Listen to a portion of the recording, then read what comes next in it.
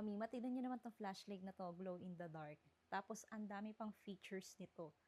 Ayan yung kanyang strong light and nazo-zoom 'to. Ayan, oh. 'Di ba? Ang lakas ng flashlight nito and ayan, yan yung kanyang weak light. Tapos may strobe light siya na magagamit mo for emergency purposes. And ayan, meron siyang side light na magagamit mo pag magka-camping kayo. Ayan, oh. Tapos naka-on pa yung kanyang ilaw, ay yung flashlight niya.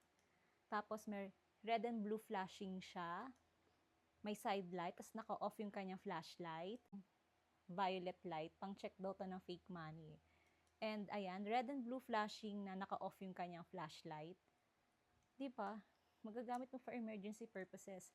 Tapos meron siyang magnet sa ilalim, kaya pwede mo itong madikit sa mga metal surfaces. And meron siyang clip, pwede mo siyang maklip sa damit mo, sa pocket mo, o kaya sa sombrero mo. Napakaganda nito. Waterproof na rin ito, mga Mima.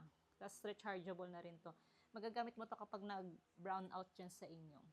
So, ayan. Kung naghanap ka ng pangmalakasan na flashlight, eto na yun, mga Mima, for the go na.